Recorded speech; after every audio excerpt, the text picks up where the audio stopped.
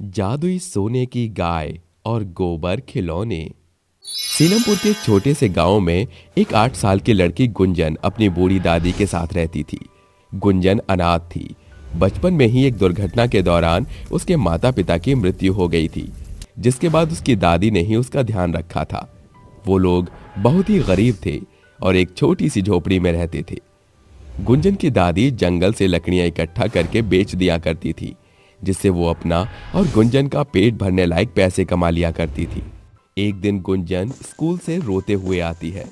उसको रोता हुआ देख उसकी दादी उससे पूछती है, अरे ओ मेरी राजकुमारी, तुझे किसने रुलाया? बता मुझे, मैं अभी खबर लेती हूँ। अपनी छड़ी से खूब पिटाई लगाऊंगी उसकी, जिसने मेरी प्यारी सी बच्ची को रुलाया है। दादी, दादी आप मुझे खिलौने क्यों नहीं दिलाती हो? आज मेरे दोस्तों ने पता है आपको क्या किया मेरे साथ? बेटी, मुझे बताओ किसने क्या किया?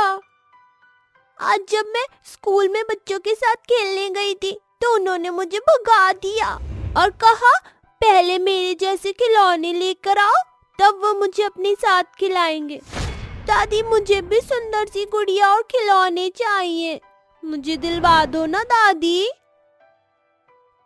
बेटी तुम रोना बंद करो, मैं तुम्हारे लिए खिलौने लेकर आऊंगी और बहुत सुंदर खिलौना लाऊंगी।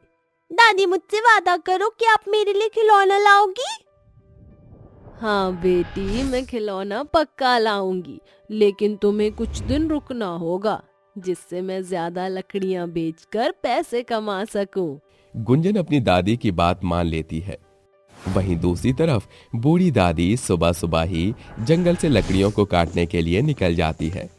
सुबह से शाम तक वो जंगल से खूब सारी लकड़ियां काटकर इकट्ठा कर लेती है और शाम को बाजार में जाकर अच्छी कीमत पर बेच देती है।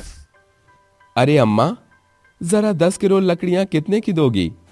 पूरे 50 रुपए की दूंगी और एक भी रुपया कम नहीं करूंगी। ठीक है, तोल दो 10 किलो लकड़ियां। दादी उस आदमी को 10 किलो लकड़ियां तोल देती है, जिसके बाद वो आदमी बूढ़ी दादी को 50 रुपए दे देता है। अरे वाह, आज काफी पैसों की कमाई हो गई। अब कल थोड़ी सी और लकड़ी बिक जाएगी तो मैं अपनी प्यारी सी पोती के लिए गुड़िया लेकर आऊंगी। ये सोचकर वो वापस अपने घर के लिए निकलने लगती है, लेकिन जाने से पहले वो अपनी पोती और अपने लिए खाना ले लेती है। जब वो जंगल के रास्ते से जा रही होती है, उसे एक रोने की आवाज आती है। अरे ये रोने की आवाज कहाँ से आ रही है? मुझे इस जंगल में कोई नजर तो नहीं आ रहा। तभी दादी की नजर जंगल की झाड़ियों पर पड़ती है, जहाँ से हल्की हल्की रोशनी चमक रही होती है। ये रोशनी क्यों चमक रही है यहाँ? दादी झाड़ियों को हटाकर देखती है, जहाँ उन्हें झाड़ियों में एक सोने की गाय रोती हुई दिखाई देती है। अरे मेरी गाय माता, यहाँ जंगल में बैठी हुई रो क्यों रही हो? क्योंकि मैं अपने परिवार से बिछड़ गई हूँ और इस जंगल में खो गई हूँ। गाय को बात करते हुए देख बूढ़ी दादी बहुत डर जाती है और उससे पूछती है, तुम तो गाय हो ना, फिर बात कैसे कर सकती हो? हाँ, मैं बात कर सकती हूँ, क्योंकि मैं कोई मामूली गाय नहीं हूँ। मैं एक वरदानी गाय हूँ। मुझे और मेरे परिवार को देवी माँ से वरदान मिला हुआ है। हमारे परिवार में जितनी भी गाय हैं, वो सब सोने की ही हैं। क्या आपके पास खाने के लिए कुछ है? मुझे बहुत जोरों से भूख लगी है। हाँ, मेरे पास खाने के लिए तो है, लेकिन तुम मेरे हिस्से का खा सकती हो। ये वाला खाना मेरी पोती के हिस्से का है। बूढ़ी दादी गाय को खाना खिला देती है, जिसके बाद दादी सोने की गाय को अपने साथ ही अपने घर ले आती है। तुम जब तक चाहो हमारे साथ रह सकती हो। ये कहकर दादी सोने की गाय को अपने घर में जगह दे देती हैं।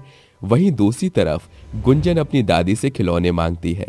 दादी, आज आप लाई हो ना मेरे लिए खिलौने? नहीं बेटी, मैं तुम्हारे लिए कल खिलौने लेकर आऊंगी। अपनी दादी की बात सुनकर गुंजन उदास हो जाती है और बिना खाना खाए ही सो जाती है। गुंजन को भूखा सोते हुए देख दादी भी परेशान हो जाती है। तभी जादुई सोने की गाय कहती है, अम्मा, अगर तुम चाहो तो मेरे गोबर से अपनी पोती के लिए खिलौने बना सकती हो, क्योंकि मेरा गोबर सोने का निकलता है, जिससे खिलौने भी सोने के ही बनेंगे। गाय ये बात बोलने के बाद सोने का गोबर देने लगती है और दादी गाय के गोबर से खिलौने बनाने की कोशिश करती है, जिसमें से सबसे पहले वो एक प्यारी सी सोने की गुड़िया बनाती है और अपनी पोती को जगाकर उसे सोने की गुड़िया दिखाती है। देखो गुंजन, मेरी प्यारी राजकुमारी, मैंने तुम्हारे लिए एक सोने की गुड़िया बनाई है। अब तुम कल सुबह इस गुड़िया को अपने साथ ले जाना। गुंजन अपनी दादी को गले से लगा लेती है और कहती है, दादी, आपने तो मेरे लिए बहुत ही प्यारी और सुंदर गुड़िया बनाई है। अब मेरे स्कूल में सभी बच्चे मेरी गुड़िया के साथ और मेरे साथ खेलेंगे। अगले दिन गुंजन अपनी सोने की गुड़िया को अपने स्कूल ले जाती है, जहां वो अपने सभी दोस्तों को अपनी सोने की गुड़िया दिखाती है। उसकी दोस्त संजना कहती है, अरे वाह गुंजन, तेरे पास तो सोने की गुड़िया है, क्या तू हमें भी इस गुड़िया के साथ खेलने देगी? अरे हाँ हाँ, क्यों नहीं, हम सब मिलकर इसके साथ खेलेंगे। सभी बच्चे गुंजन की सोने की गुड़िया के साथ खेलने लगते हैं। गुंजन बहुत खुश होती है और जब वो वापस स्कूल से आती है तो अपनी दादी से कहती है, दादी जी, मुझे और खिलौने चाहिए। क्या आप मेरी गुड़िया के लिए एक प्यारा सा घर बना सकती हो? क्यों नहीं बेटा, अभी बनाती हूँ। दादी सोने की गाय के गोबर से गुंजन की गुड़िया के लिए एक सोने का घर बनाती है, जिसमें गुंजन उसे सुला देती है।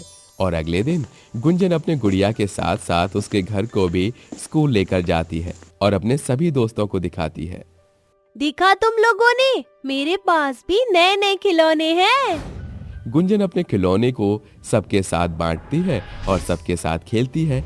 इस बार गुंजन अपनी दादी से कहती है, दादी, मेरी गुड़िया के लिए एक सोने का किचन बना दो, जिसमें मेरी गुड़िया खाना बना सके। दादी फिर से एक सोने का किचन बना देती है, जिसमें किचन का सभी सामान होता है। गुंजन उन सभी खिलौने को लेकर अपने दोस्तों के साथ मौज मस्ती से खेलती है। ऐसे ही धीरे धीरे दादी जादुई गाय के गोबर से खिलौने बनाने का काम शुरू कर देती हैं और उसकी आमदनी भी बढ़ जाती है।